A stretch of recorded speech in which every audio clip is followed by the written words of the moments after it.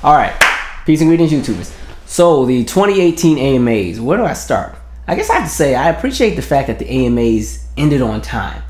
You know, normally when you watch a lot of these award shows, they always run over. They run way over. 45 minutes, an hour and 6 minutes. You know, it's like you're literally watching the show for 5 days. You've been watching the award show so long, your hairline start receding. But tonight, they actually ended within 5 minutes of when they said they were going to end. I like, thank you. That way, you know, people got to work in the morning. People got class in the morning. People got stuff to do. So I appreciate that. And overall, I think this year's AMAs was actually an okay award show. Usually, got really light into a lot of these shows, especially the VMAs and the Billboard Awards. But this year, the AMAs were okay. I didn't have a really big beef. It wasn't terrible. It wasn't super great, but it was just cool. And I'm also trying to accept the fact that because I've gotten older in the past few years, I'm not really the main demographic or the main audience that they're marketing to. And I'm always going to be biased to what I grew up on and think that that was the greatest ever. So it's harder for me to be as excited about a lot of what's current. But to be honest, trying to look through the lens of what a 17-year-old or maybe a 15-year-old, maybe even a 20-year-old would be into, I think the award show overall was okay. I would give it like a B, you know, like a B minus, or maybe it'd be like 83, 84%. So let me jump into the show. I think I'm gonna start with the end. What I did like, I really appreciated the Aretha Franklin tribute. You know, it's always good that they're still giving her flowers. You know, she's gone, but sometimes when some of these entertainers pass on, one award show will do a tribute, and the rest of them are like, okay, you got it, we good, thank you, we don't got to do one. But they still did one, which I thought was really cool, and I appreciate that it ended on an upbeat. The people that they had in it, so they had. I hate when I don't have my notes on my little thing in front of me and I have it on my phone because I don't like looking down while I'm supposed to be entertaining y'all. But anyway, oh yeah, so it opened with Gladys Knight. Now, it's crazy because I literally just talked about Gladys Knight being my favorite alto, or one of my favorite altos in the other video. And I talked about, I just saw her in concert maybe a month and a half ago. And so yeah, Gladys, it's amazing how her voice is still so rich and silky. Even, and I think Gladys is 74? Maybe a little older, for her voice to still be so rich and silky. Like, she literally sounds exactly how she sounded 40 years ago, 50 years ago. It's amazing. She's taking really great care of her voice, and she just, there's something about her presence that is just so euphoric. I really love me some Gladys.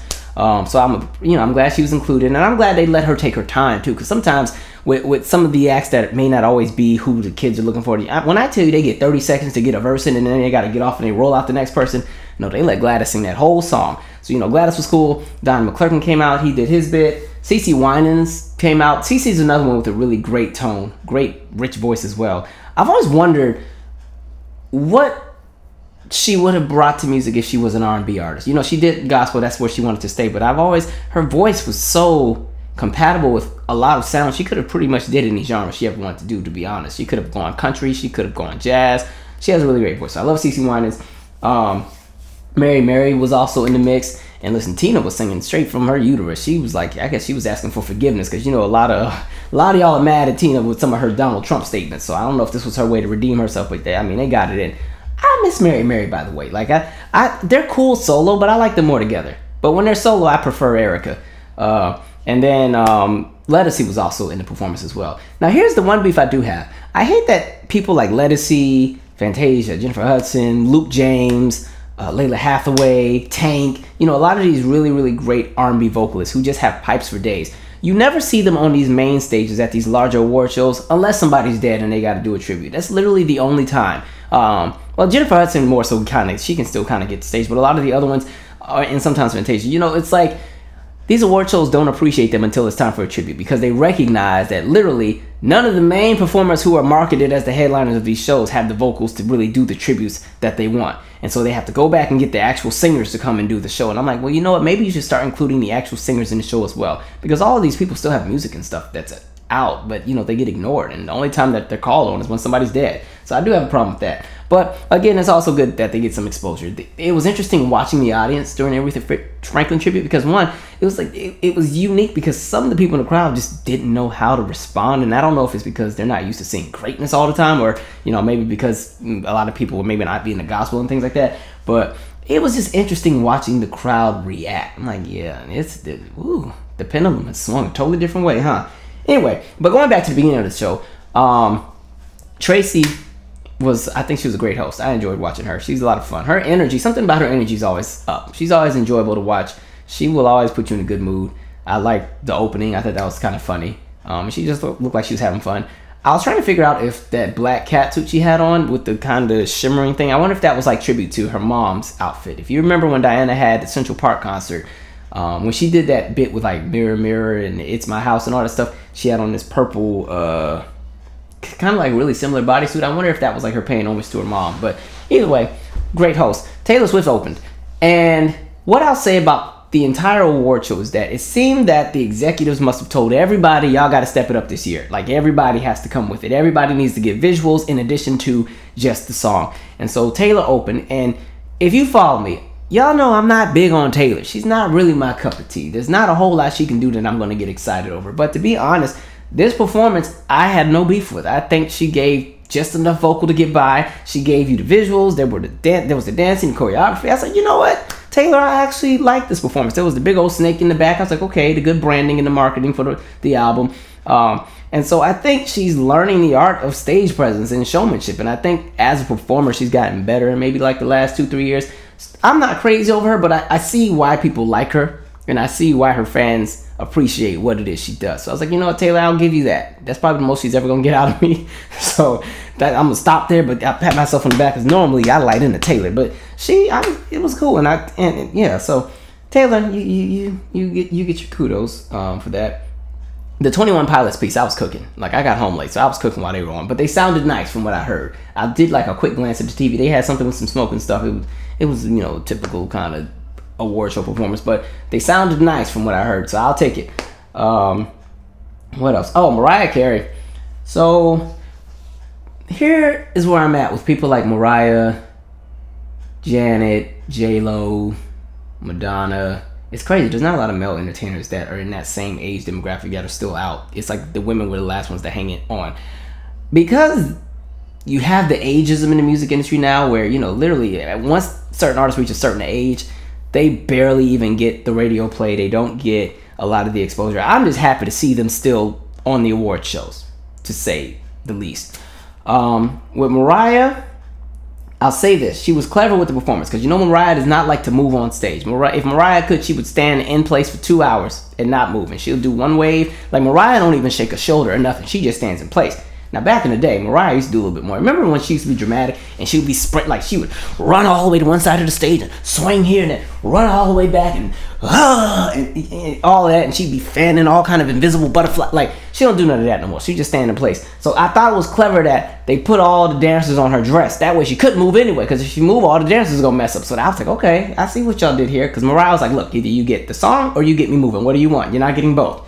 So the song is okay. I like the other song more, the Get the F Out song. I like that a little bit more. People on Twitter were kind of going in because they thought she was lipping. I don't even want to go into that argument. I think it was half and half, but you know, it is what it is.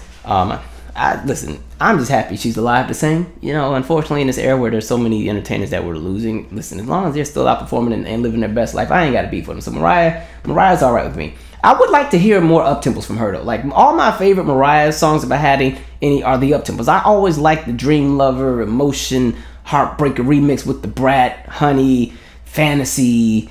That's the Mariah I rock with. I'm cool with the ballads, but I like up-tempos. She can really ride a good beat with like an up-tempo. Anyway, moving on from Mariah. Shawn Mendes performed. Whoever the pianist was in the beginning of his performance, I thought that was the most brilliant.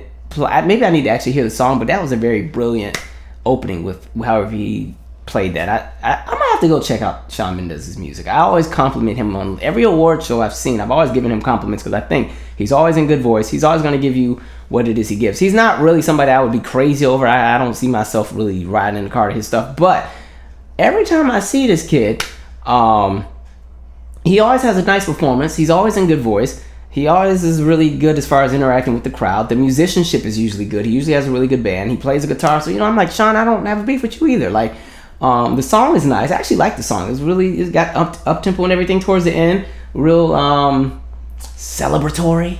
So it was cool. You know, I'm trying to be open-minded to a lot of these acts I normally don't pay attention to. That's why this video is extremely positive. I know some of you subscribers are like, bruh, you're killing me right now.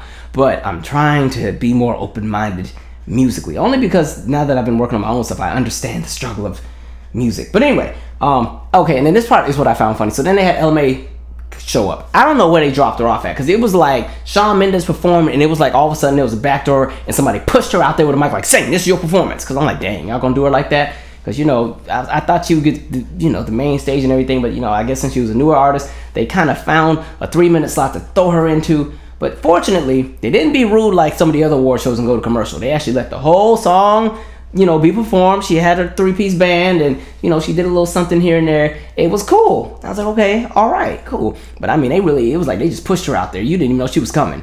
Reminds me of that time back in the day where Beyonce and Kelly had that joint performance, and you didn't know Kelly was gonna be in the performance. Like Beyonce had just did, what did she say? "Get Me Bodied" or something. And then you've gotten bodied with Beyonce, and out of nowhere it's like, oh, Kelly Rowland. I'm like, what? Damn, y'all be doing Kelly raw. But it reminded me of that. But yeah. Anyway, actually, I'm gonna go back and watch that performance on YouTube. I like that. I like that Kelly song. That was a dope song back in the day. Like This. I really enjoyed that song. Who else? Oh, Cardi B. At first, when she won the award, I was looking at her like she was crazy. Because I'm like, what you got on, man? I'm trying to see the artistry. This is real Lady Gaga-ish. But then I realized it was part of her performance piece. I was like, okay. Her performance was actually really unexpected. A lot of times with rappers, the emphasis is not put on the visual presentation sometimes. And it's more so you just come out there, get the crowd hype. You might have a band and that's it. But I was like, okay. She had the dancer, she had the props, there were pyrotechnics, it was court. She was trying to do a little 2-step here and there. It was kind of like watching like West Side Story, like the trap version or something. But I liked it. It was cool. And I will say, Cardi's definitely, I think she shocked and surprised a lot of people who kind of wrote her off and thought she was going to be a one-hit pony. And I'm like, okay, she's definitely trying to let you guys know that, okay, I'm not going anywhere for a while. So I enjoyed the performance. I thought it was cool. I liked. It was fun to watch. Maybe something with the colors and stuff. I don't know, but it was a lot going on. But it was a big performance, and I was like, okay, cool. So good for her. She's definitely had a great year. I thought she was going to be that one to get the, was it Artist of the Year? There was something Camilla won that I thought Cardi was going to get. But the thing about this award show is it's based on the charts and based on overall impact as far as streams and concert tickets and stuff like that. So I guess Camilla edged it out, but I really thought Cardi was getting that. Moving on. Khalid. Oh, listen, y'all have been letting me call this girl, what? I've been calling this girl Hasley, whatever, Halsey. I've been calling her everything but Hasley for the last 2 years. Y'all could let me know. Like, damn. But Khalid and Hasley, they did their set. I liked that the set was creative and it made it look like it was the home studio. I could see the little Pro Tools thing in the background. The performance was cool. I just like the fact that Khalid sang in a different octave, because sometimes he'll sing in that same pocket. I'd be like, you're killing me. I know you have more to your voice than that. So I liked it. To be honest, his voice was richer than Hasley's on this. So I was like, finally, I get to hear how you really sound. So I like Khalid. I like his energy. That Young, Dumb, and Broke song, that was my song for all the first half of 2018. I really like that song. So good for him, and good for him to win his award and everything. I like the song too. So it was a cool performance. And then Post Malone. To be honest, every time I see him on my TV, I gotta go wash my hands. Just because, it's about to be winter and stuff. The flu's about to start going around. I do work with kids. I gotta wash my hands, make sure I don't have no germs and stuff. He's a reminder to wash my hands every time I see him on my TV. But, I will say, every time I see him perform, because usually that's my introduction to a lot of his songs, because I don't really listen to him. But I will say a lot of his stuff usually has some very interesting melodies. And I'm like, okay, I appreciate the fact that he adds a lot of musicality to his music. He's not really somebody I'm crazy over, but I'm like, okay, I appreciate the musicality. I'll give him that. And then he brought out Ty Dolla $ign as well. So, interesting. I don't really have a whole lot to say. But, that's that. Dua Lipa. So, her music reminds me of when you go to one of those stores at the mall and they have like the house music playing and everything like that. Like every time I hear her stuff, that's what I think of. I just think of going in one of them stores, like, I don't know, Express or something, and you're in there and the music's super loud and you can't even hear good, and then the person, hi, can I help you? And you're like, no, I'm just looking around. And they're like, okay, my name is Danielle. If you need anything, just give me a buzz. And I'm like, yeah, right, like you would hear it if I gave you one, okay. And so you go around, then by the time you really need help, you can't find Danielle anywhere because she done went on her lunch break. And they're, I'm looking for Danielle. She told me to find her if I needed anything. No, bro, she's out on lunch. Okay. Like, that's what her music reminds me of. I just hear that in the background. But I appreciate what she did visually with the whole glow in the dark thing, mainly because I just went to this art show. Like, DC had this really cool Art in the City festival the weekend before last, where they had like 8 or 9 different locations. You go around the city and go to different art shows and different art spaces. And so I went to one piece where it was in like this glow in the dark room with like the glow in the dark paint, and you could do little drums. When I tell you I put on a little zip up outfit and got on them drums and was hitting the paint, and you see like the glow in the dark paint just, it was like the blue men that be in Vegas, the 3 dudes that paint their face blue, and they I was in there. So that's what I thought of when I saw performance. But the other thing, what I'll say about hers and even Post Malone, I feel like in order to really get into their music, you gotta be high, I guess. I don't do drugs, so I'm not endorsing it or telling y'all to go do it, but I feel like in order to appreciate them, you probably gotta be on something. Like, I'm sure that what's her name? Dua Lipa? I feel like that performance probably, if you were on something, that probably would have been the greatest thing you've ever seen visually. Please don't go do drugs because I said that, but that's what I got from it. But she's unique to me. She has another song I like, but interesting. She has a unique, what is it? Quality, a unique just vibe about her, I guess. So I want to see what else she's gonna bring to the table. Moving on. Oh, J-Lo, and so like I said earlier about the whole ageism thing, you know, at this point I'm just happy that people like J-Lo and some of them even get a spot on the stage at some of these award shows, because really the music industry is trying to phase them out. They're trying to phase out a lot of these acts, especially if they're over like 40. They're really trying to phase them out and bring in the newer generation.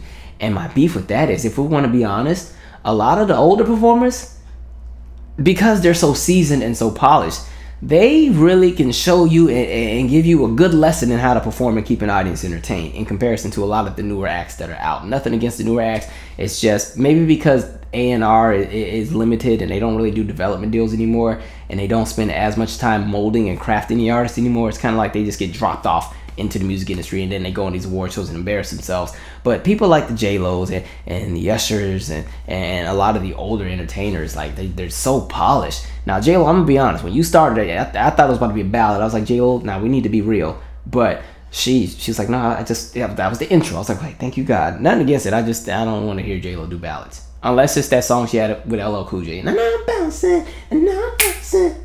But anyway, the song was cool, and what I think I liked is that the song is so different from what she's been doing lately. I was like, okay, this is different. J-Lo is always going to give you a good performance. J-Lo will always give you the visuals, the dancing, the showmanship, all of that together in like one big giant package. And so I liked the performance. I thought it was a fun one to watch. Probably, in my opinion, it was one of the better ones of the night. People may disagree because a lot of people like to discredit J-Lo because of the vocal ability or that fact that she doesn't really write a lot of her stuff. But I think as a performer, that's where she shines. And I didn't get to see her show in Vegas, but people said it was really, really good. So, you know, J-Lo came and she did her J-Lo thing. The thing is, you know, if you see J-Lo on an award show, she's going to give it her all. She's going to give you everything. And for J-Lo to be the age that she is, because at this point, I think after a certain age, you don't have to do all that anymore because you've done it in your prime. But when they're still going out and dancing this hard, same thing with Janet. When they're going out and still and doing all that, still, I'm like, you know what? Kudos to y'all, because I'm sure if I ever got that age and I was a performer,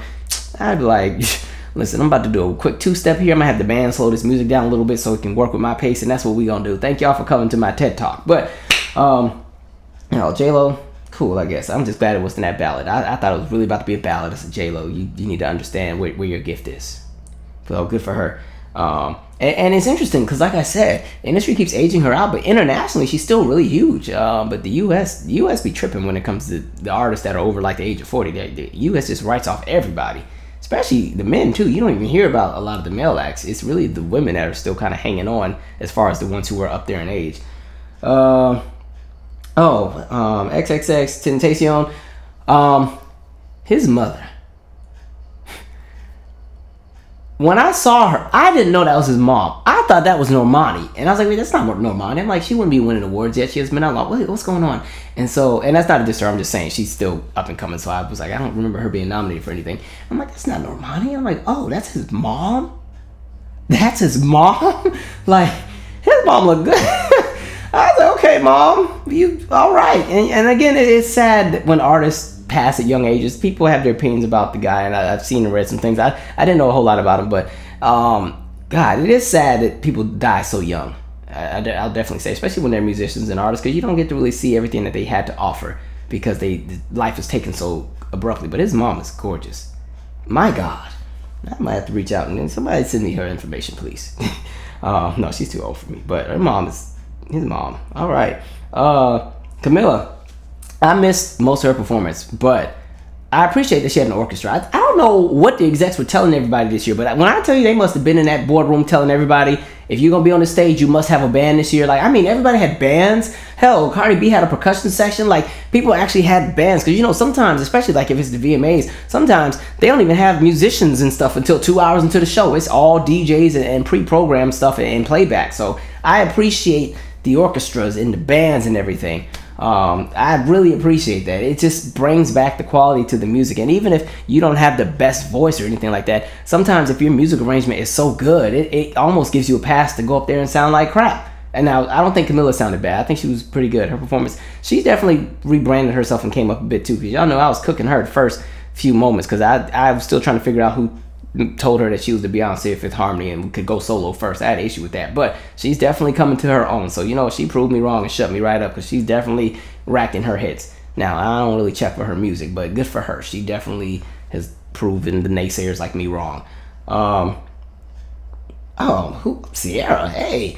Ciara is another example of somebody who I think the industry, give Ciara a chance, please, people. Please, like, Ciara came out there and ate that stage alive. And what I've always liked about Ciara, of course, I like the dancing, I like the showmanship, but Ciara, she grew up in that era of the Michaels and the Janets and the Madonnas and everybody else who were the big visual performers, and she studied. And it's like she knows how to go and bring what she shines into the stage. Now, we know vocally she may not be the best of the best of the best. However, I think almost like J-Lo, in the realm that she shines in it, and she comes and she kills. I mean, she brought some energy to the show.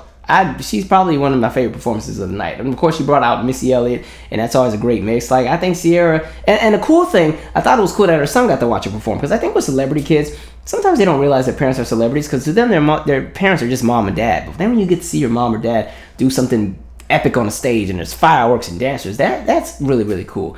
So I'm anxious to see what she's going to bring to the table. I think Level Up did what it was supposed to do. It was just one of those songs to bring the buzz. The buzz is here now. So I'm like, Ciara, now what's the rollout for the next single? The Doe song is all right, but I want to hear something else. But yeah, I'm rooting for Ciara. I think everybody wrote her off a little too early. Now, some of it had to do with management and label decisions and stuff, and maybe that's why she kind of fell off a bit. But I'm rooting for Ciara. I would like to see a comeback. I like Ciara. For the mere fact that I know if she goes on an award show, she's going to have a good performance. I don't think I've ever seen a bad Ciara performance at an award show. I don't think, in any recent memory. So good for her. Carrie Underwood, her tone is really different now, isn't it? I don't know if it was because is she pregnant? I think somebody said she's pregnant. I know a lot of times female vocalists say their voice changes when they're pregnant and after they have a child. But her voice sounded so different to me. Or her tone. It wasn't a bad thing. It was kind of just different. Like, I didn't like if I was in another room and was listening, I wouldn't have known it was her. It kind of reminds me of like Michael Jackson on that Invincible album where he has 2,000 watts. I almost got in a fight one time because I was convinced that wasn't him singing. They're like, it's him. I'm like, why? That doesn't sound like him at all. Because Rodney Jerkins was able to get Michael to sing in an octave and in a tone I had never heard Michael singing before. I'm like, y'all sure that's him? Y'all sure? Like, yo, it was really about to be a fight at the playground. But it was him. I was like, okay, when this video goes off, y'all go back and check out 2,000 watts and see what I'm talking about. Like, you would be like, that's Michael? And so that's how I felt about Carrie. But it was still a good performance. The song was okay. I like Carrie as well, too. Carrie I've never had a beef with, so good for her. And then the last one was Panic at the Disco. Now, this one was interesting because the music heads, you saw two extremes on like my timeline. You saw people who thought it was just brilliant. You saw people who were like, oh, absolutely not. So here's my thing. Panic at the Disco, they covered Queen's Bohemian Rhapsody. I think the issue is this. Panic at the Disco has to compete with Freddie Mercury of all people. If you're unfamiliar with Freddie Mercury, in my opinion, Freddie Mercury is very underrated as a vocalist. He's probably one of the greatest vocalists to grace rock and roll music as far as rock music. Like, he definitely had a gift for musicality. And what made Queen stand out in comparison to some of their peers in rock music in the 80s, especially the 80s, was that Freddie Mercury's arrangements, as far as the musicality, what he did with the music, and even with the vocals, he put emphasis on vocals. It wasn't just going to be you screaming and hollering over the riff guitars. No, you're going to have to know how to sing too. And I mean, he would take his voice to so many different places. And a song like Bohemian Rhapsody is not an easy piece to sing because you have to go back and forth between belting and your head voice and your falsetto. And going back and forth and switching is not always easy, because what happens if you've done too much belting and you try to go back to your falsetto might end up dry or scratchy or extra raspy, and it doesn't have a pretty tone anymore, and everything like that. Or if you're not warmed up enough and you've been too far into your falsetto and head voice pocket, your belting voice might not be there, and so that's a tough lane to jump into, which is kind of like, so, you know, I honestly don't think you're ever going to have anybody who's everybody be satisfied if anybody covers something like Bohemian Rhapsody. And because the song goes into so many different places, that's a tough one to cover. It's kind of like when people do Whitney Houston tributes. There's not a lot of people who can do a Whitney Houston tribute and pull it off, because just like, again, Whitney's voice she literally perfected all of the elements of her voice, from her head voice to her, you know, the chest voice, the belting, all of that was like the falsetto. She was so perfect at it. And a lot of times when you hear people do a tribute, even if they can sing, maybe they're really great at belting, but the head voice is not super great. Or maybe the falsetto the tone is super pretty, but their voice is too thin to do the belting. And so you get one element, but not everything. And that's why I think so many people butcher Whitney Houston. Like, I think I Have Nothing should be banned from every singing voice competition audition, because I've yet to see somebody nail that song. But except for like maybe one person. But anyway, with that, I think Panic at the Disco, for what they were given, I think they did an okay job. As the music heads, of course, they're gonna be loyal to Freddie Mercury and what Queen had. But I think it was cool, and I think, if anything, look at it as a younger audience got to be introduced to something from 30 plus years ago, which is always cool, because they're all gonna go back and stream this stuff, and then there's like a resurgence. It's always cool when there's like a movie or a TV special or a docu-series or anything like that on a lot of artists from the past, because then the kids get introduced. Like the kids I work with back in 2014 all became these really big TLC fans after the movie came out. They were obsessed. Love TLC. And now it's New Edition. They really like New Edition. So, you know, it's always interesting when they do that. So that Queen movie seems pretty interesting. I'll probably check that out too. I've always had a respect for Freddie Mercury. Like, even in his later years, even as he was sick, vocally he was still getting it. And I think he's somebody that is slept on a little bit in the rock world as far as what he was able to contribute vocally. But he was always an excellent vocalist. And that's pretty much it. So like I said, overall, it was a pretty good award show. It was cool. It wasn't super great, but it wasn't disappointing. It kept me pretty much entertained. Maybe because I was just in a good mood when I watched it, and because I didn't have any expectations, I got a little bit more than I usually bargained for. So I don't know. What did you think? Maybe I was extremely safe with my review, but I didn't have a beef with it this year. There wasn't anything that was absolutely terrible. So, good award show, AMAs. I need the rest of y'all to step it up, VMAs. What's the other one? Billboard Awards. Again, I told y'all, if you really want to see an award show with some real singing and all the entertainment, you watch the Soul Train Awards. That's where the real singers come out and really come in and clean house. And I like the Soul Train Awards because each generation is represented. It's not just everybody who's from 2018. So you can go back and get somebody who used to be a singer back in 1962 and they can still get the main stage. I think that's dope. Anyway, the Grammys try to do that, but they're not diverse enough with their sounds, and I already know what I'm not going to get. So if you're really into like R&B and all that, then boom, Soul Train Awards are for you. Tonight was cool. So anyway, I'm out. Subscribe.